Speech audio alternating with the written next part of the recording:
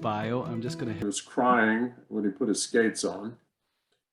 And Dan Jansen never falls. I mean, he fell almost never in the 500 meter or the 1,000 meter.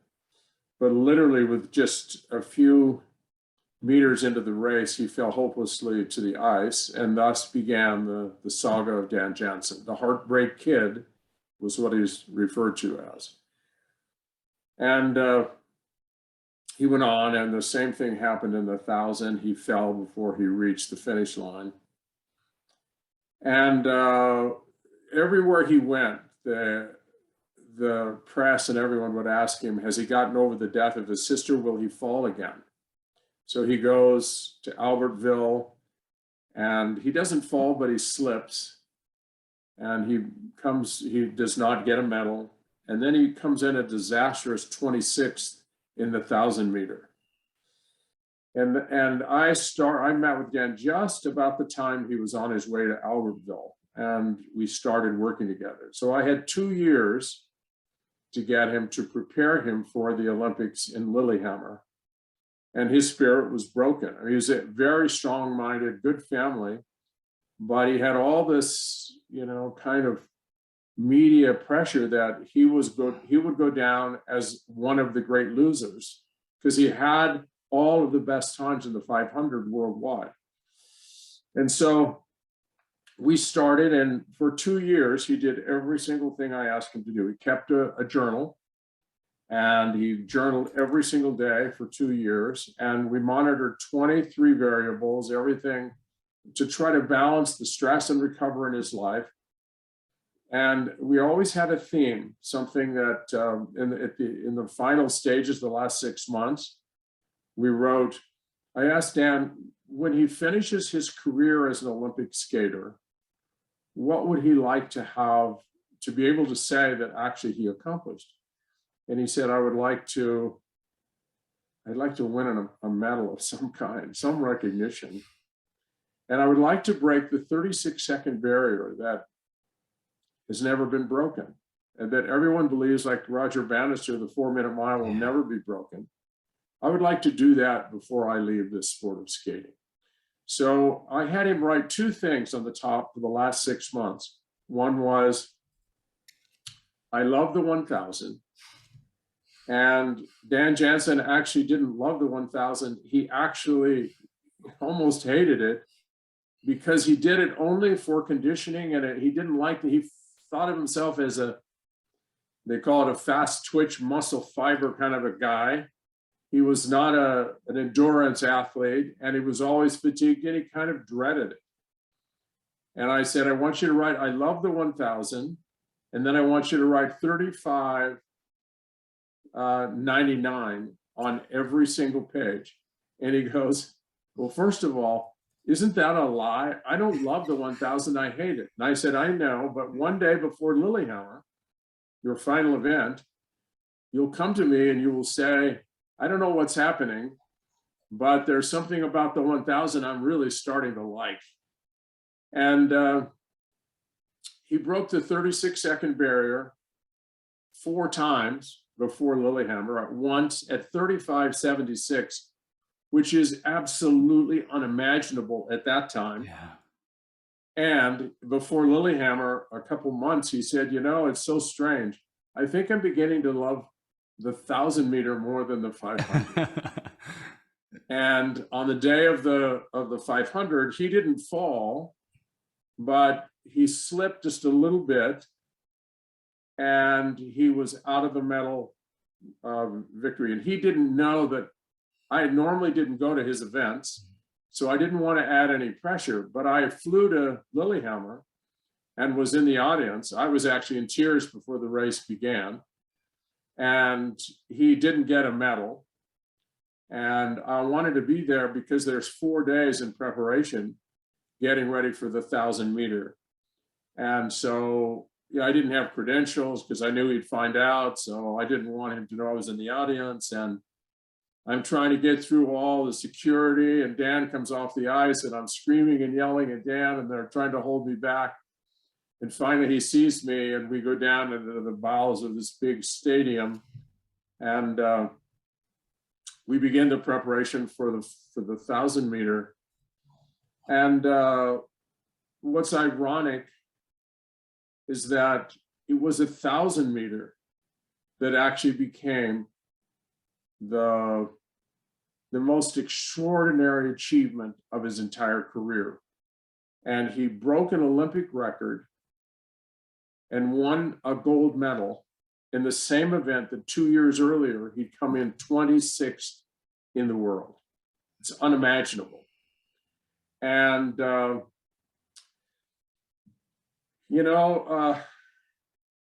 he prepared in that final victory. What the mindset was that I wanted him to show the world what a phenomenal gift speed skating had been to him. No matter what happened in the finals, I wanted him to show joy and to be grateful for all the extraordinary things that have happened in his life, regardless of how it all ends up. This has been a remarkable gift.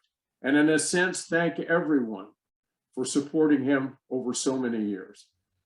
And not only did he perform at a high level, he blew the top off. And that again gives you some sense about this miraculous capability. When you get your mind right, almost impossible things can happen. And so I love that story. We are still good friends.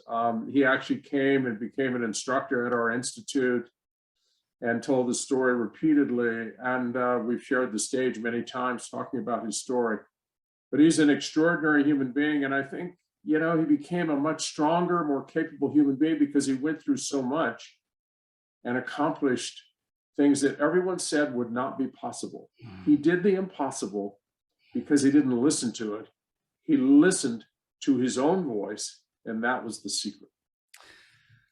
It's such a beautiful story, Jim, and so beautifully well told. There's a number of things that come out of that story for me.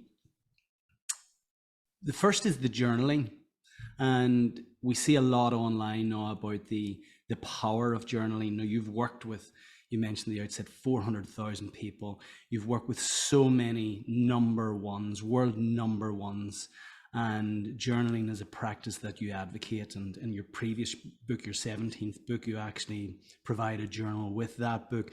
I want to just get into that. When you were inviting Dan to journal, what were you inviting him to journal on a daily basis? Well, first of all, when I started working with Dan, I didn't have the full understanding of how journaling actually made a huge difference, but it gradually grew, the insight we gained. I'm a research guy. I love data. I love big data sets. I'm always looking at research to help guide what I call my applied practice or our applied practice. And, athletes have always had some kind of training log. They've always logged in. There's something in the research world called quantification. When you quantify something on a regular basis, you tend to improve on it.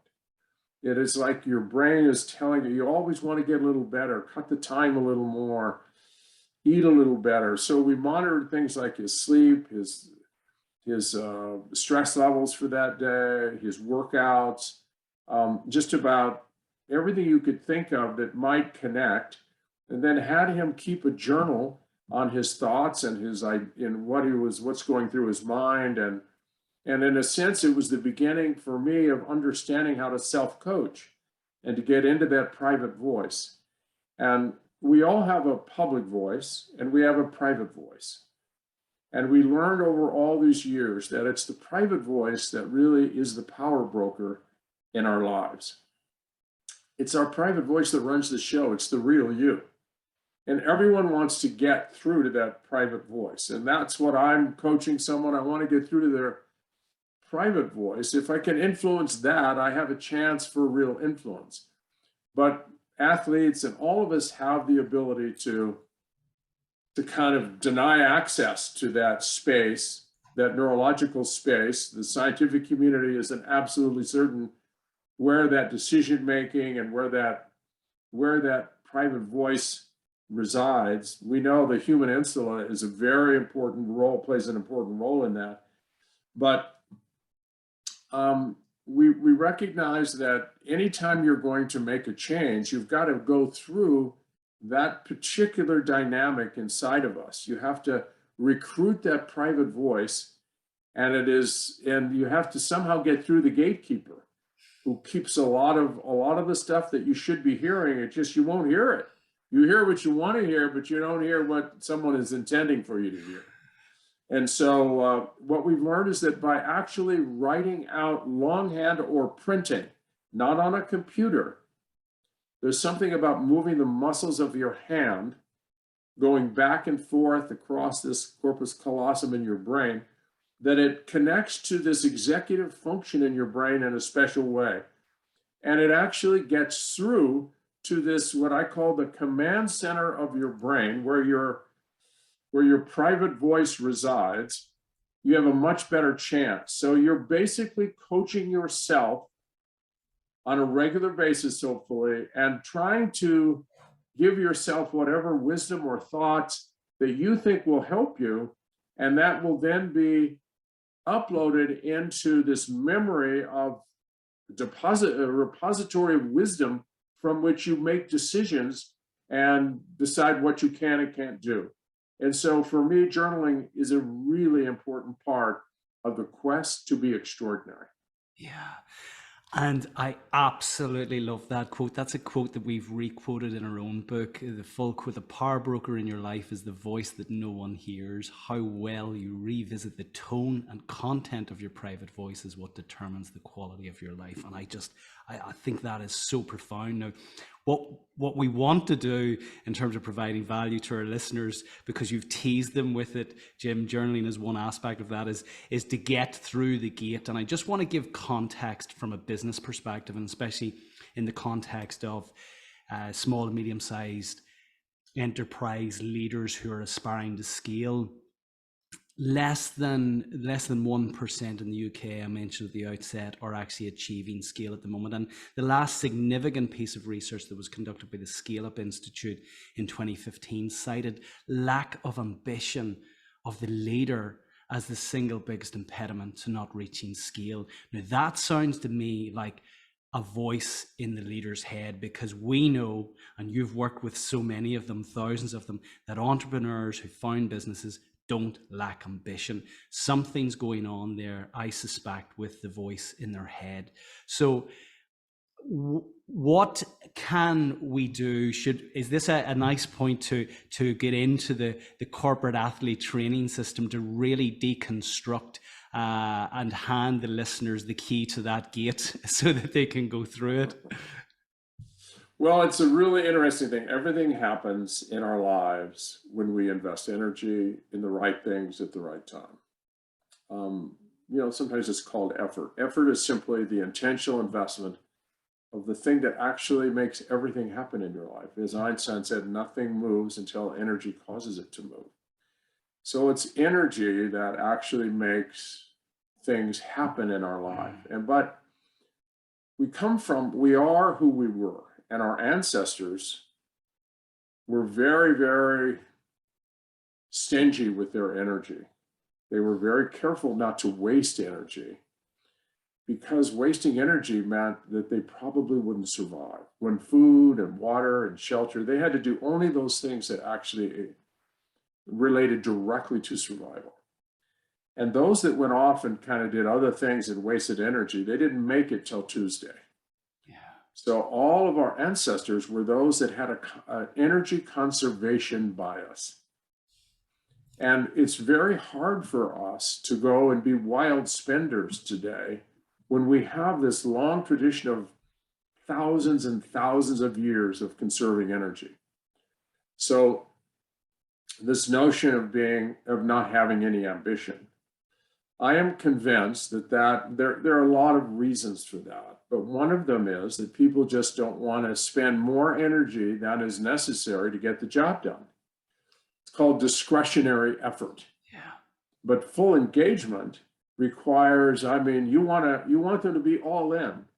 You've got to somehow convince them that there's something important here that happens not just to the company, but also to them when they become extraordinary investors of the most powerful resource they have as a human being, their energy. And so you create a culture where people, that's how you scale this, is you actually create a culture where people, it's a high investment culture where everyone is fully engaged. Everyone is trying to, in a sense, represent the fact that they are fully committed to the mission of this company. And there are some very tricky things that have to happen to really get through to people and to get through to their command center where their private voice says, okay, invest big quantities of energy. First of all, you don't do it for what you believe is a kind of a lame cause just to make money. You have to have a cause that's actually, that you're going to make a contribution in some way that is really connected to your own sense of values and purpose in life. You have to also make people feel like you care about them, not because they make more widgets, but because you care about them as human beings. And you really can't fake that. When you create a culture that really represents, I understand how hard it is to work here, and I want you to know that I deeply care. I want you to take care of yourself. I want you to have a lot of energy. I know you're going to have to get recovery. You need time. I'm trying to get you the best food possible, whatever. I want you as a person to be happy. I care about you as a person, actually more than I care about this business. And if in fact that comes through, people will dig deeper than they've ever dug into that reservoir of energy. And the more you care about your people, the more they will care about your business. And they sense it. You cannot fake it. If you simply hire someone and they are expendable and they're really just, you want them to get something done and you want them to get it done well, but they don't really have a sense that they're valued as a human being, it limits the amount of investment they're going to give. People won't give their most precious resource unless there's something much bigger inside of the envelope than just, I'm going to help the company meet its third quarter earnings projections.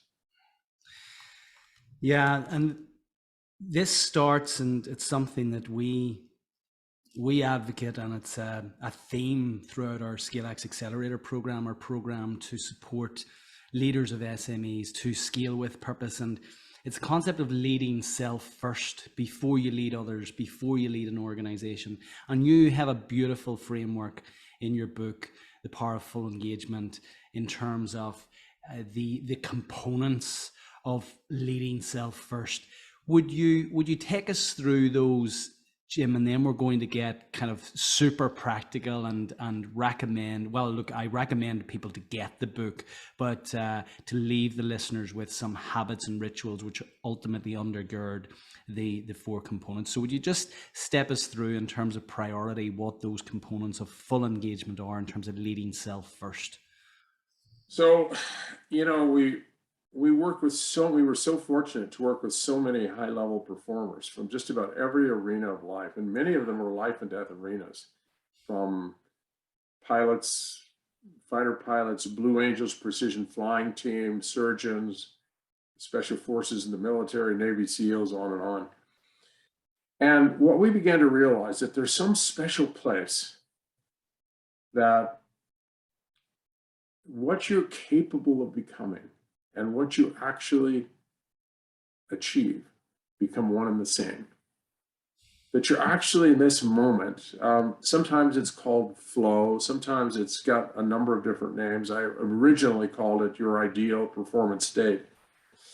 But this notion of there's some magical place that makes big things happen, makes companies happen, makes employees happen in terms of their contribution fully to a successful business.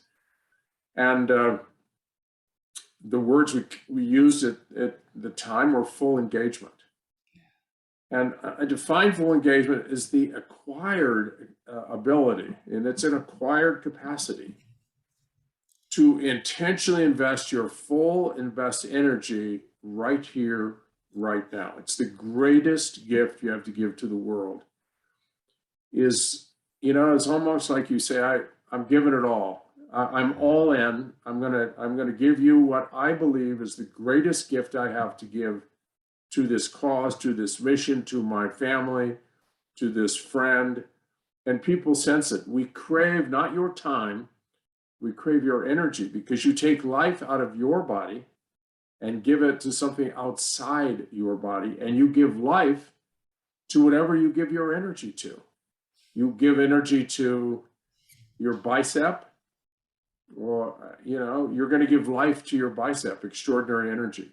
You give life, extraordinary energy in the direction of love and kindness and devotion in a marriage. Those will grow as long as you continue to make those investments. And so, Gallup and everyone started developing all these metrics around engagement. How much of your workforce is partially engaged, fully disengaged, and so on and so forth, and how many are at the highest level of engagement? Well, the numbers were pretty startling. Yeah. And so, for me, I'm a science guy, and we started the basic company's architecture around energy. Energy was the substrate of chemistry, of physics, of all the hard sciences. And I really believe that human energy is very much like the energy in the universe. There is quantity, quality, focus, and intensity of energy. And I believe it actually is represented in the human system in exactly the way it is in the universe. And the organizing principle, just like in energy in the universe, is naturally moving toward disintegration and chaos.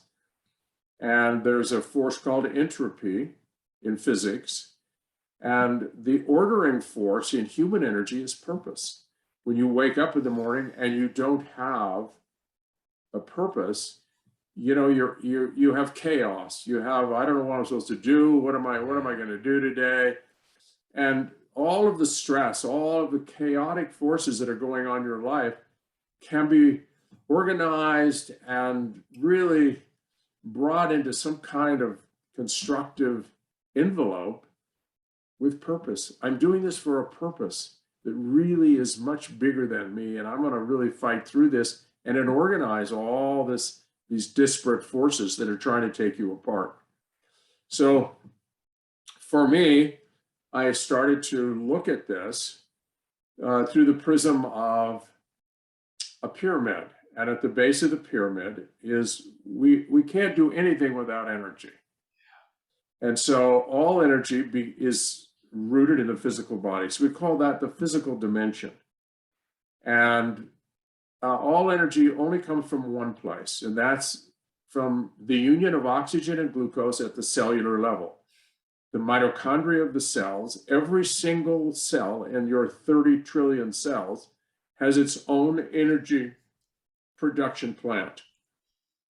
And if it has sufficient oxygen and glucose, and it's called the Krebs cycle, when you're able to produce the energy, you have energy reserves. The body has the ability to store energy, and then you have to decide, and your private voice is going to be the ultimate arbitrator.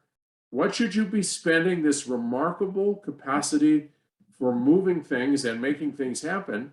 What are you supposed to do with it?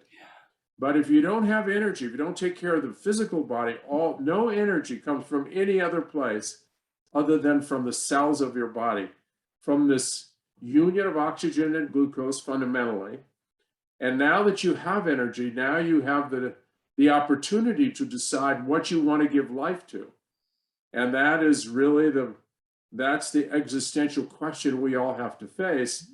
What the heck is this all about? I have a life, I have energy. What should I invest? Should I invest it in just making me happy? Should I just try to be blissful all day long? And then something happens in this entropy that we experience. It's all chaos. It doesn't make any sense. We need something much bigger to order all this energy in some way. So the quantity of energy comes from sleep, from hydration, from nutrition, from fitness, oxygen transport to the cells. All of these things. To be a great performer, you got to take care of yourself, or you're going to run out of energy to complete the mission. And then once you have that, the next major obstacle that it's delivering the highest quality of energy, just like gasoline has high octane fuel and low octane fuel. And some energy is very high quality and some is low quality. The highest quality human energy comes from the positive emotions. The negative emotions, although there is a time and place for those, have a very high toxicity quotient associated with them. Things that, there's a lot of these adrenal cortical stress hormones produce energy and cause changes in the physiology to help you survive, but there's at a fairly high cost. And the energy is like fueling a Ferrari with very low octane fuel. You're going to end up with a lot of maintenance problems and you won't get full ignition. So the highest quality energy comes from your positive emotions: hope, joy, the sense of belief in the future, optimism. A lot of these emotions, the sense of challenge, the sense of opportunity, the sense that I can make a difference in the world. That's the energy that actually fuels your engagement at the highest level. And then there's the focus of energy. In the universe, it can be scattered or it can be focused, and so can human energy. And focused energy, is laser focused, and it's in the present moment. And that's when things really light up. So that when you have lots of energy available, it's the highest quality of energy, and it's very focused on what it is you think you would like to do, to move, to make happen in this moment. And then as you move up the pyramid, the highest level of the top of the mountain of the pyramid is the spiritual dimension. And that is the intensity or force of energy. All energy has force or intensity. So does human energy. And this is the energy of purpose. And we develop first physically, then emotionally and socially, and then mentally and cognitively. And then ultimately and lastly, we develop morally and ethically, spiritually. But we become extraordinary as human beings when we start from the top. When we define what our life is all about, we have a purpose for why we're here. We understand this is a gift and that we want to make a difference in whatever time we're here. We're only here for a short time. And what is it that will bring a great sense of meaning and accomplishment to your life? Then we focus our energy on those things that make that happen. Then we summon the emotions that actually serve that mission, the highest positive emotions we can. And then we take care of ourselves so we have plenty of energy to complete the mission. And that is the dynamic, I think, that actually makes life work for people. We don't go out and work out just to be buff.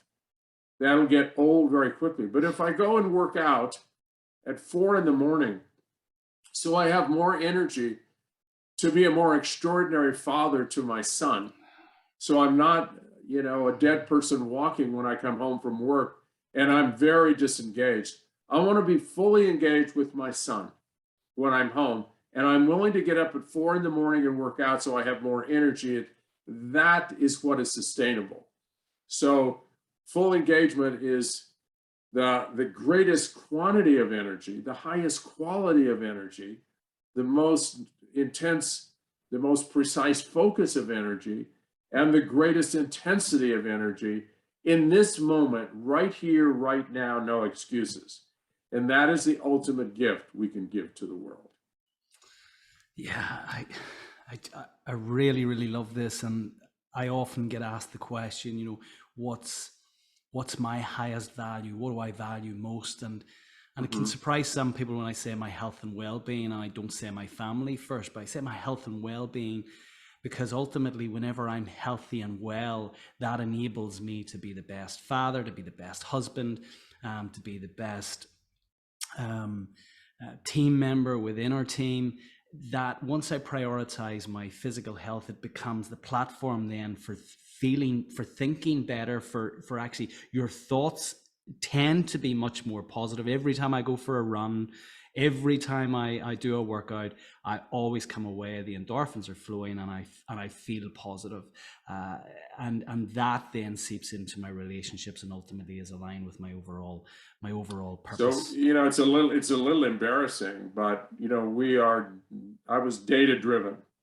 We had all this, when you came into the Institute, first thing we did was we drew your blood, and we did a pretty extensive blood chemistry panel. Then we put you in a bod pod and measured your lean body mass. And we tested and collect more data than you can possibly imagine. Then we correlated it with outcomes. And then we started putting together, where's all this data leading us?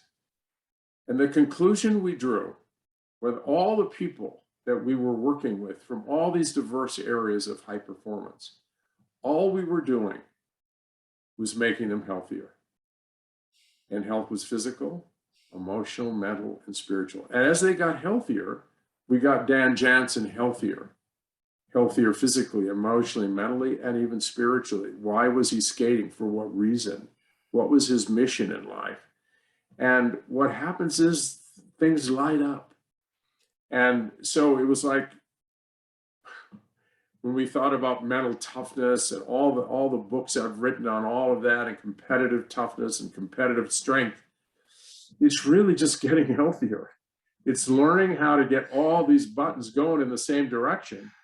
And if one of those doesn't work, if physically you're fatigued, you don't take care of yourself, or emotionally you have a lot of negative emotion flowing around and a lot of toxic emotion, if mentally you're not focused in what you're doing, you're thinking about the future or the past, spiritually you're not even sure what it is, it's all about you, it's not about any kind of noble cause, the whole thing kind of collapses. So that's what we did. And then the last piece of insight that we gained, and that's why I've written this final book.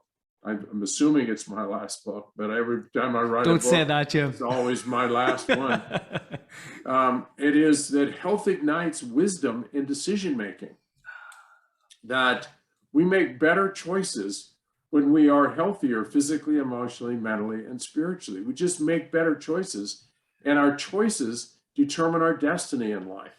And it really is our private voice just does a much better job of organizing the decisions that we make when we take care of the whole person. And so that's what that book is all about. How do we make better choices, and how do we make sure that the choices we make don't just get us through the night, but have very long-term consequences that will come back to haunt us later on. So health ignites performance, and it also ignites better decision making.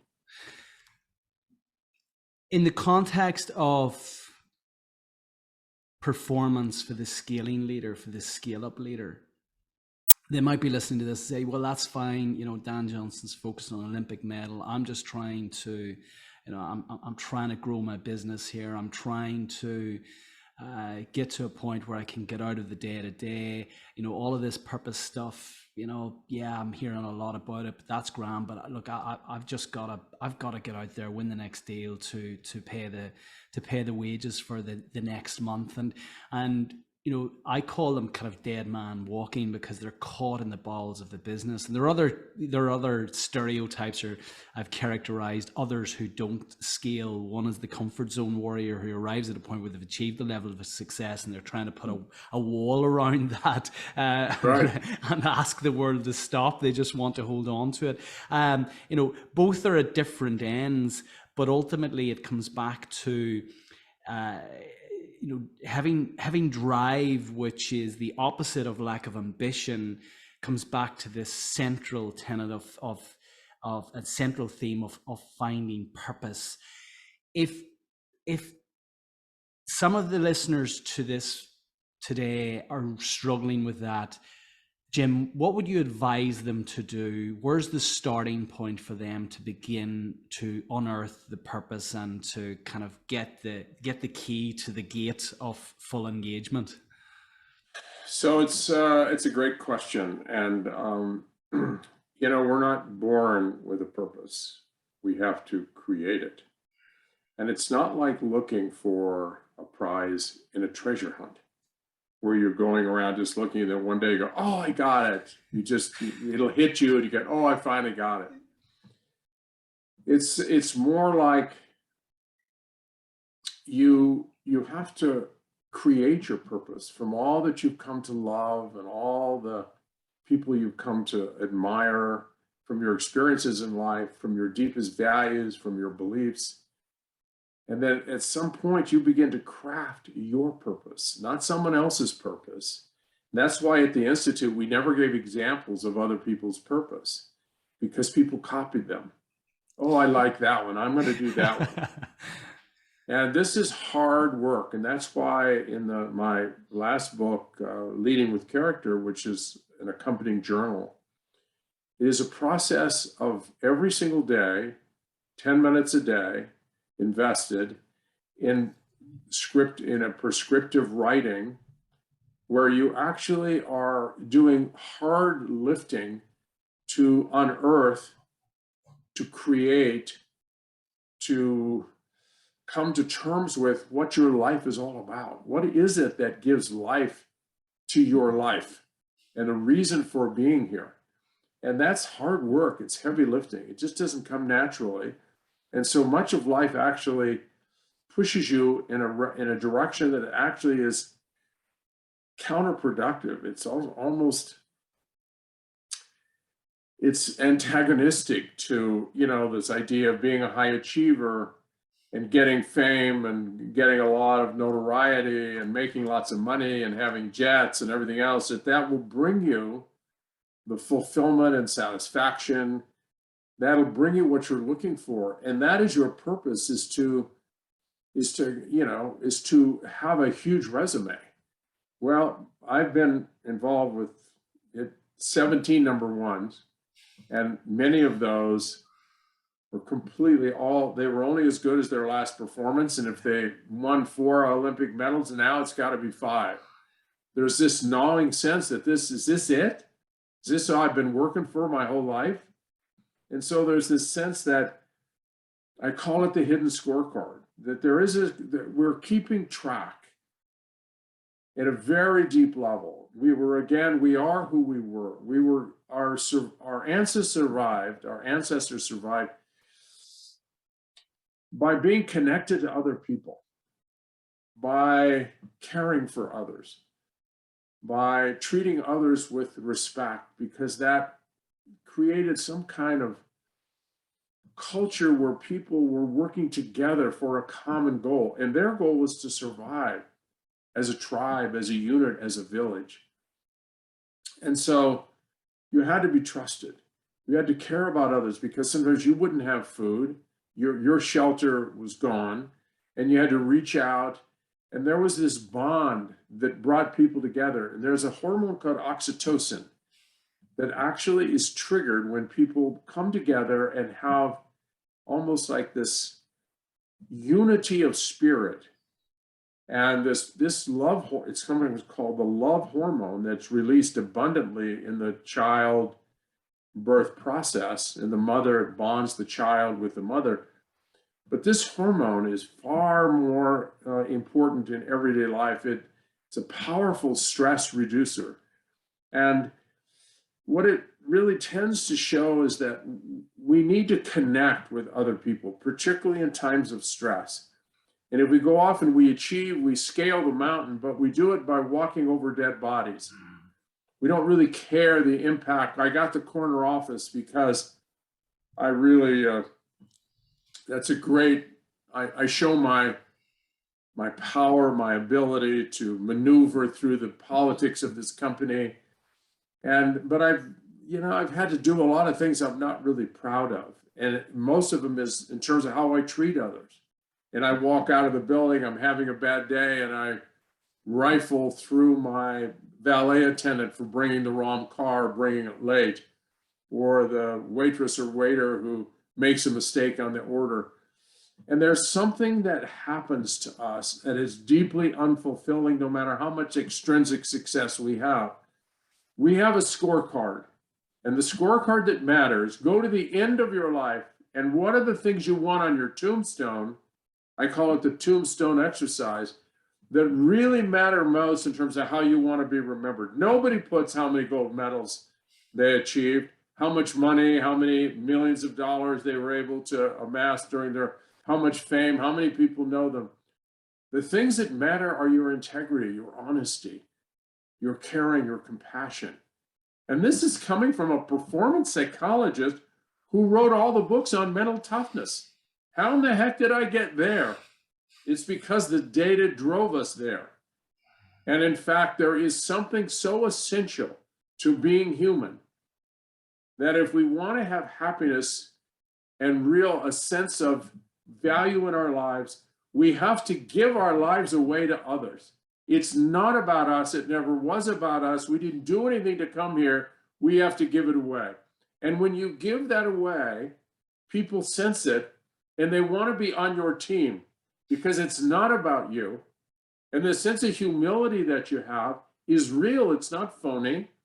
You're interested in learning from others, and let's all try to figure out how to make our solutions better, not for us, but for all that we are serving in this business. So for me, that's really the bottom line, that we can all be high achievers in one way or another. We can cheat, we can take shortcuts, we can do all kinds of things. But I'm going to tell you, I've been with a lot of those high achievers. And that is not the scorecard that will matter at the end of your life.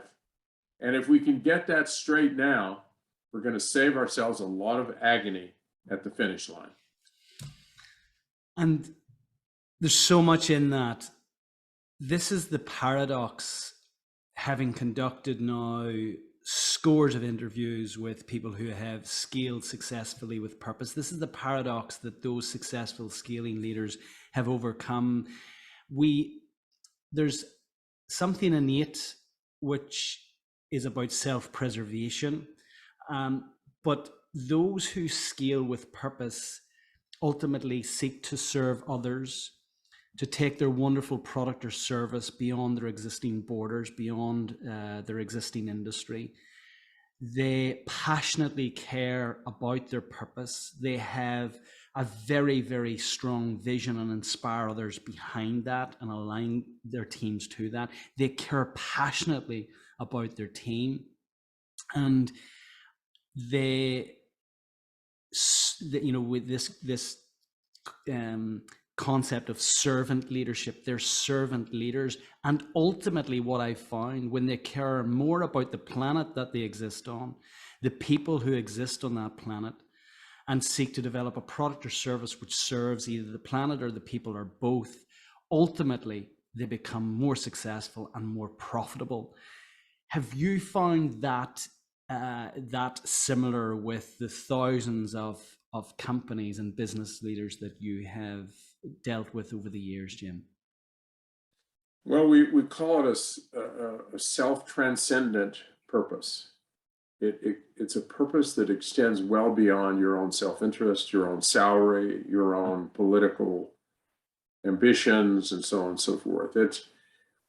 And that takes you to a different place, and people can feel it. I mean, you resonate, you vibrate differently as an energy kind of person. You impact others in a different way, because when it's all about you, when you in a sense are a supreme narcissist, people pick up on that almost immediately, even when you're faking it and you have a public voice that says all the right things. We know that you can conceal your real motives very, very handily. That's what happens in politics. They say whatever needs to be said to get elected, and then they get in, and it's their private voice that actually runs the show. And we are mortified that we actually elected this person and we were hoodwinked. We were completely buffaloed into believing this was the real person. And in fact, they said all those things just to get into a position of power and influence. So, you know, we've got to become better as business leaders and picking our partners, picking and choosing our employees, and trying to, that's what I did very carefully, and all of us at HPI. We tried to recruit people who were not interested in just advancing their careers. They were interested, they were purpose-driven, way much more than they wanted to learn, but they wanted to make a contribution with their lives. And they all did very well financially, but that wasn't the driving motive. And it's hard to recruit people today. They're more interested in the salary oftentimes than they are in what, you know, the purpose of the company is. They want to know, how is this going to actually help them climb the ladder of success? And I'll be 2 years with your firm, and then I'm going to go here and then there. It's, you know, it really is a challenge for a CEO, whether it's a large or small company, to figure out how to create a culture of a small company where everyone really, you know, kind of comes together. And there is this unifying, kind of, it's the web that pulls us. It's the trigger for oxytocin, that we've developed a sense of mission together, that we are going to make a difference in the world, even if it's in a cleaning product or something that seems rather mundane. There is a contribution that can be made. And as you said, maybe we can do it in a way that actually acknowledges the importance of planet Earth, and we do it in a way that actually we still make a profit, maybe not as much of a profit, but we're going to protect Mother Earth. That we have a sense of perspective on what are the real values that we should be perpetuating as a company, and actually being profitable in that process. And that's what great leaders have to do. It's not easy. It is a very tough job. Completely agree. And I'm smiling as you say oxytocin. My daughter ridicules me every morning when I ask her for a hug and says, "Dad, you don't want to give me a hug at all. You're just looking for your daily oxytocin fix." I encourage them to get their daily dose, the dose being dopamine, oxytocin, serotonin, and endorphins. So, and we have kind of habits and practices that we do to get each. So she said, "Dad, no, I'm not giving you a hug. You're just being selfish. You just want to get your oxytocin fix." There's a couple of things. I'm conscious of your time, Jim. There's just so much in this, and I love this conversation. There's a couple of things, and just to get super practical in terms of the journaling, what are some of the best, let's say the top 3 questions that we should journal on, the best 3 questions that we should ask ourselves in the privacy of our own journal and the privacy of our own mind? What are those 3 questions? Well, I don't know if there are 3 questions exactly, but we're all navigating in life. We're trying to figure out, I call it metaphorically, we're trying to get home.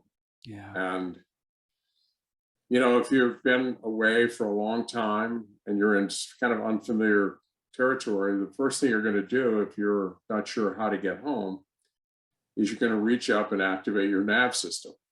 And the first question your navigation system is going to ask you is, well, what is your destination? And you have to know where home is.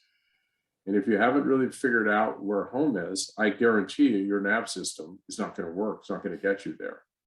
Even if you have an understanding of the city and the zip code, if you don't have the exact address, your nav system's not going to work.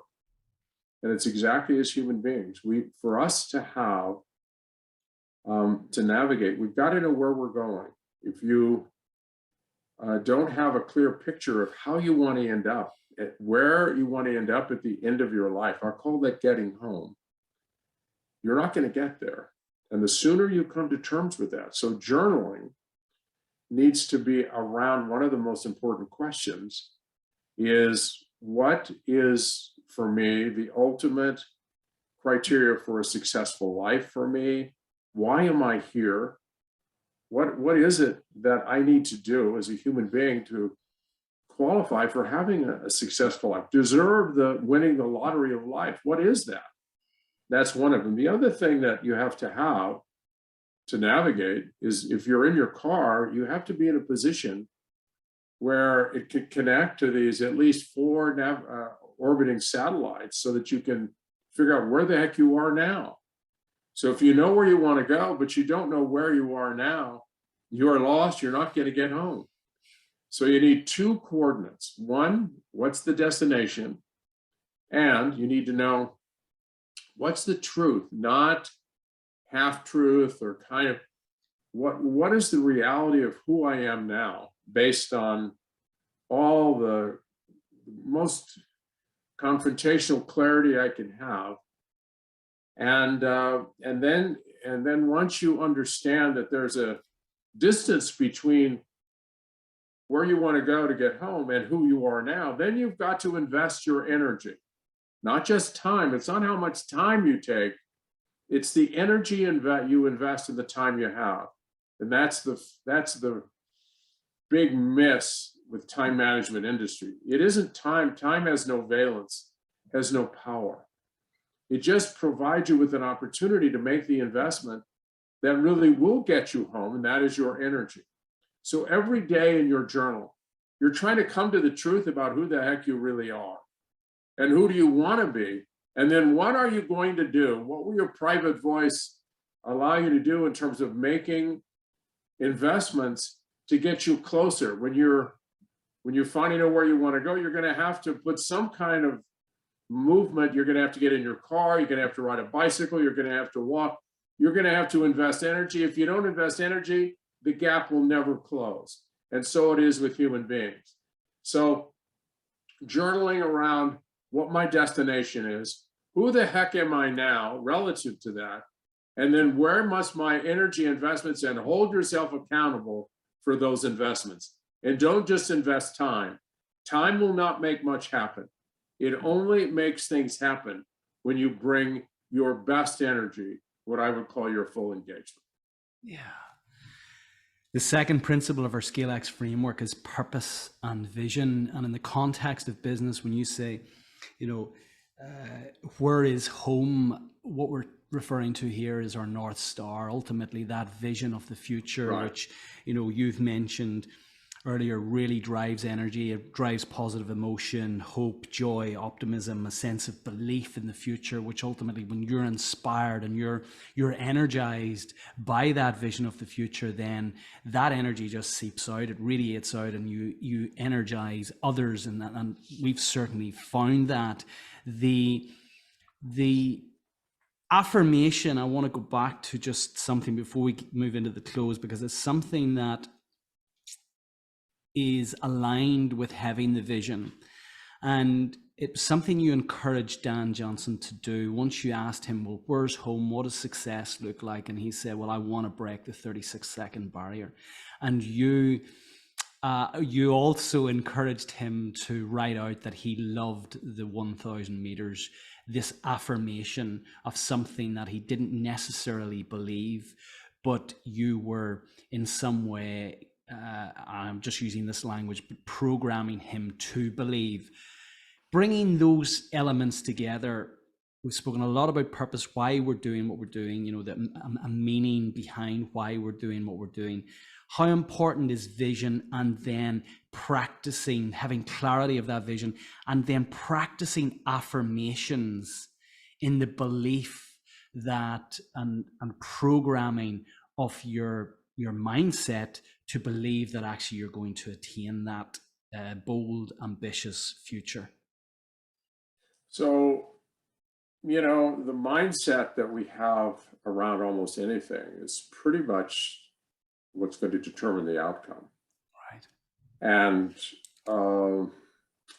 there's a brilliant developmental psychologist by the name of Carol Dweck, who was just an amazing woman. She was at Stanford, and I mean, she's a brilliant, brilliant researcher. And she developed this notion of a growth versus a fixed mindset. And a growth mindset, I think, is really the essence of what we're trying to create in our children, in ourselves, and that we've never reached the pinnacle of what we can do. There's always more. We can become better. That we're not fixed by some arbitrary limit genetically. That we're always growing, always trying to reach to a little higher level, become better as a human being, more caring, more intentional, more fully engaged, on and on. As opposed to a fixed mindset, and that is that I'm probably as good as I'm going to get. It was pretty much determined by forces that are outside my control. And that no matter how much energy I put out there, I'm probably not going to get a whole lot back. And that obstacles just simply indicate that, you're probably close to as far as you can go. But on the other one, if you have a mindset that is a growth mindset, an obstacle is just something you have to continue to contend with, find ways around it, invest more energy, and getting the mindset, that's had a profound effect in schools with children, but it's true with all of us. And I changed the mindset helped change the mindset of Dan Jansen in terms of the 1000. I knew he could become he was a genius as an athlete. He could become a 1,000-meter gold medalist. I was convinced of that. And so we tried very steadily to change his thinking, to open his sense of what's possible for him. And it became his salvation. And I think so often we have a mindset about something that is limiting. It closes all other doors. We don't open up to other possibilities. And it's really tragic. And it also manifests itself in the decisions we ultimately make. And so a mindset is very malleable. It's changing every day based on our experience, and it can be intentionally changed with journaling, with thought, with intentional thought, and with practice. What we're trying to do basically is to myelinate. There's a substance called myelin, and myelin is a substance that's like a duct tape around some kind of electrical wire that protects the signal strength, preserves it from being, frayed off into some very non-productive pathway. So what we're trying to do is to take what might have been for Dan Jansen a 4-wheel drive road that you could be great in the 1000 and turn that into a 6-lane neural highway where he began to realize, hey, wait a minute, I'm actually turning in some amazing times. I actually love this race. And so he myelinated that. And the one that was, dominating his thoughts, the one that he said he hated it, he's never going to be, he had all these reasons why he would never be a 1,000-meter skater. Those all decayed because he didn't go there anymore. It decayed. If you want something to die, cut off its energy supply. Just don't go there with your thinking. And eventually it will atrophy. You can't cut it out, but you can get it to atrophy with disuse or just simply not allowing energy to flow there. So he gave energy to a new dynamic, a new mindset, and it changed his life. And that is a metaphor for everyone in all dimensions of our life. And that's how basically the power of story. It's really the story you tell yourself with your private voice ultimately determines where you're going to end up. So I wrote a whole book on the power of story. And it really represented, and at the Institute, we had people write down the parts of their life that were not working and the stories that they had that weren't getting results. And so they wrote those out, and they wrote as much detail as they could about their mindset, about how they were thinking about it. And in that mindset were multiple examples of what I would call faulty thinking, failed promises or failed assumptions. And then they had an opportunity to create a new story based on some very important understandings about what are the elements of a new mindset, of a new story. You have to repeat it over and over again in your mind. But the most important thing is it has to be anchored in truth. It's not just fantasy. You have to decide, well, what is the truth here? Well, the fact is I'm not that good at this, or I don't do that, or I'm pretty negative. Well, we start with the truth, and then we craft a story that actually inspires you to close the gap between where you are and where you want to go. And you start investing energy, and you create a story that actually, it creates rituals and routines that support this new behavior. And you start with a 90-day mission, and you start developing maybe 3 or 4 new rituals to support that outcome. And you'll hold yourself accountable. And all of a sudden you realize you're in a whole new place. You actually completed something you never thought was possible for you. And we did that over and over and over and over again. And I called it the power of story, but really it's the power of mindset. It's the ability to change your story when it's not working. If the story you have can't get you where you want to go, you can change it. And then it's all a function of where you put your energy. If you want to know who you are, follow your energy investments thus far in life. You are basically the sum of the energy investment. If you have a great short game in golf, or if you have, have all these things that you do really well, kind of climbing mountains or whatever, it means you put a lot of energy into that. If you're not a very good husband or a very good father, or, you really haven't really mind what it is that really you should be investing in. If you make those investments, you're going to improve. But you have to understand that it's energy, and you have to have a compelling reason to do it. And that will become the centerpiece of your life story. And that will lead to real change if you persist. I love that. A compelling reason for doing it, and ultimately creating the story of the future that you want is so aligned with our second principle, purpose and vision, and ultimately then orientating yourself towards that, and creating habits and rituals and practices. And what we coach our leaders around is to take their 10-year story, let's call it their moonshot, and bring it down into a 3-year vivid vision, something that's much more lucid, and break that down into 1 year and then into 90 days. So very much aligned, and to support them in winning, getting wins, which seeds confidence and starts to support a change in mindset that they can really do this. Because one of the biggest challenges that we have is actually getting and coaching our CEOs around the articulation or public communication of their future story. And that's so critically important. If you want people to follow you, well, you've got to tell them where you're going. Right. And often they don't want to do that. They don't want to take that out of their head for fear of judgment or whatever. You'd be much better placed to comment on that. So, could you comment on that, Jim, just in terms of, before we get into the close, if there's anything else to support CEOs in encouraging them to go out and communicate a bold, ambitious vision, which is anchored in their purpose? Well, it's a great challenge for every leader, CEO, CFO, COO. People need to be inspired if you're going to get the most out of them.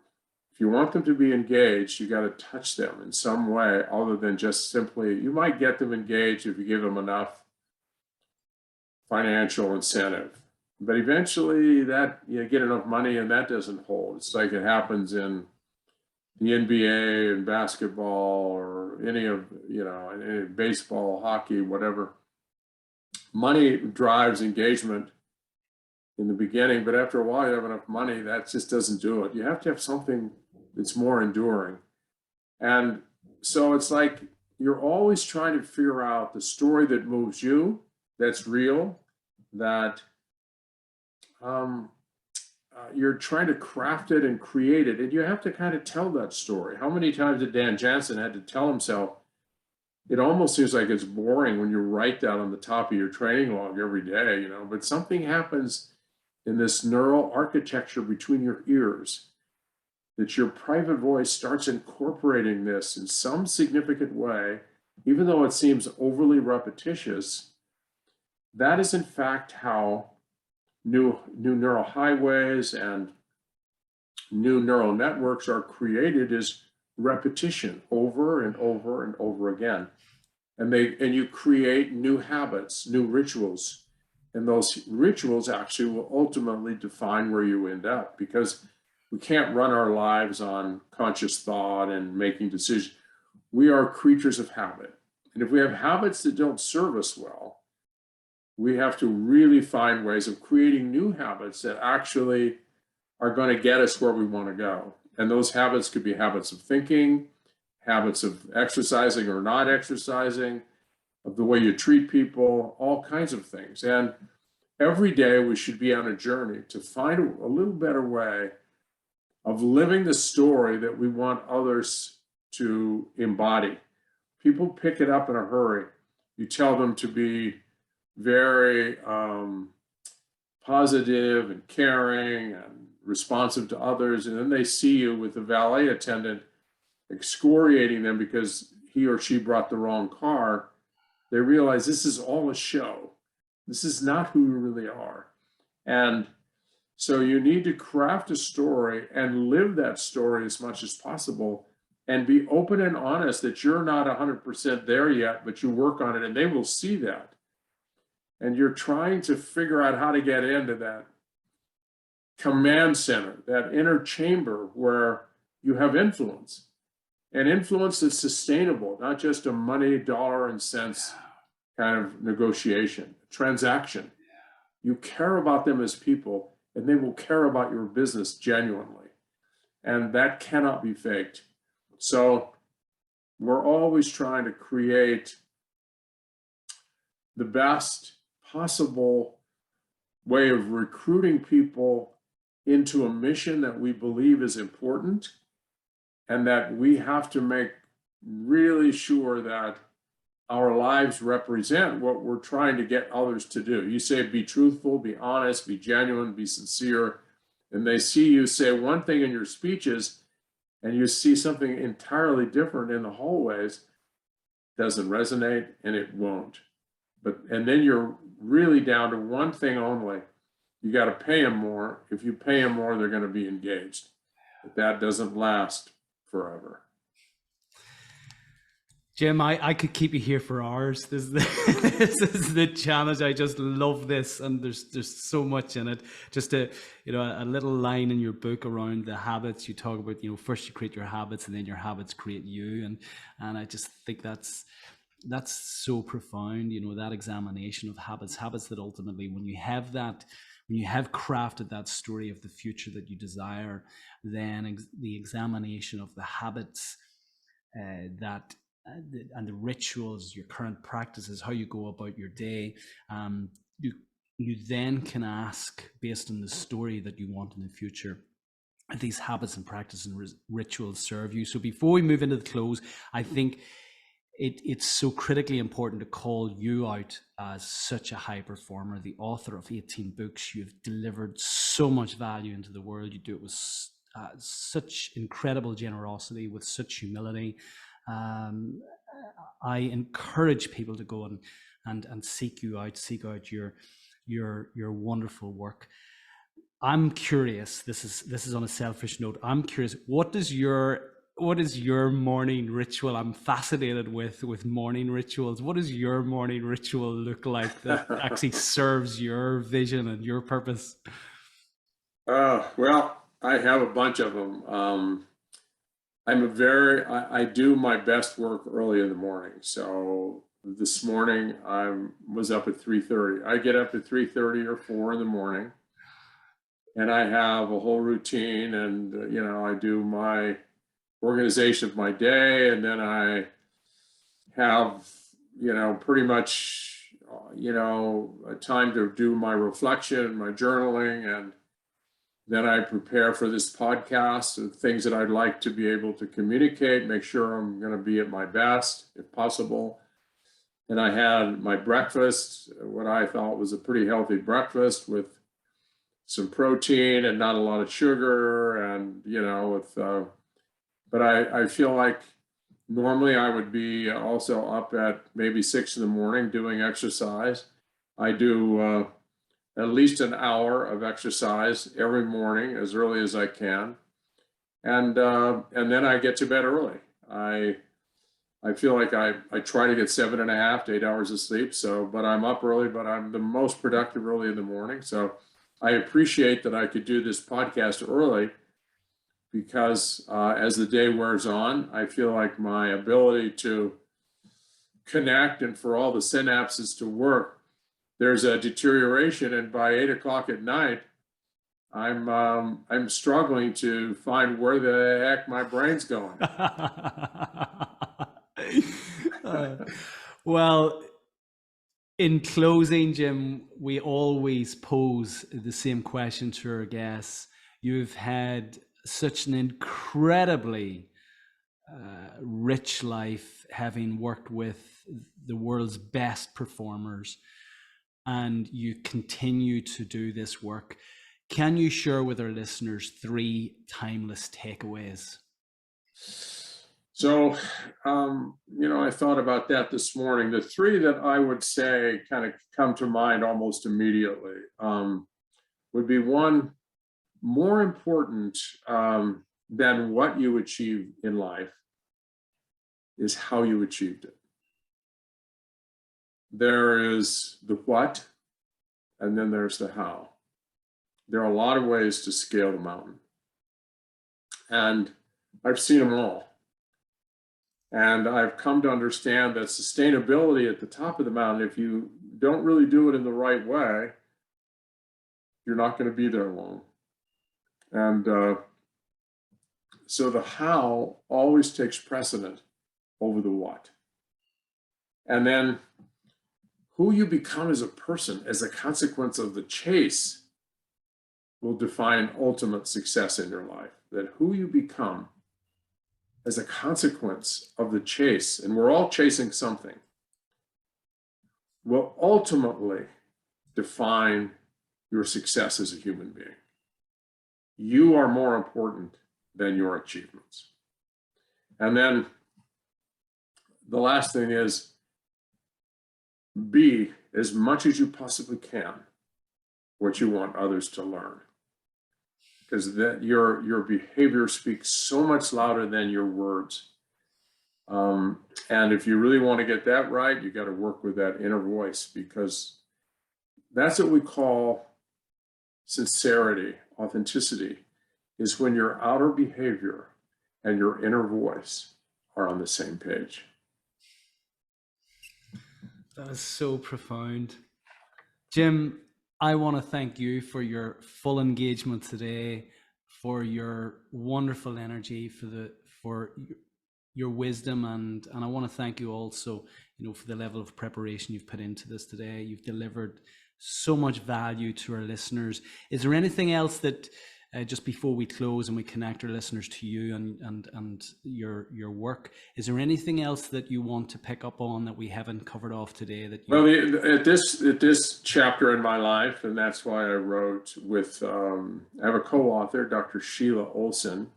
She has a PhD in behavioral genetics, and we wrote Wise Decisions, a science-based approach to making better choices. And that is a book that was designed for what we call the Youth Performance Institute. We both serve on a board, and that all of the work that we've done at the Human Performance Institute for adults, we're trying now to apply that to children.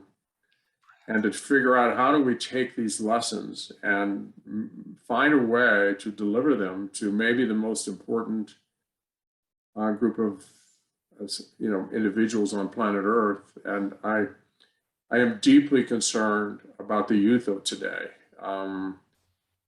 If you look at the stats, they're so staggering and so alarming, from the levels of disengagement, of depression, of sadness, of suicide. And a lot of these kids came from really good families, but something about today's world, whether it was accelerated with COVID and the isolation, with the social media and all the issues about fears of climate control, and their world's going to end, and World War VI, and on and on and on. These kids are struggling deeply with the availability of drugs, and they're just seeking happiness, and they can't find it in any way possible.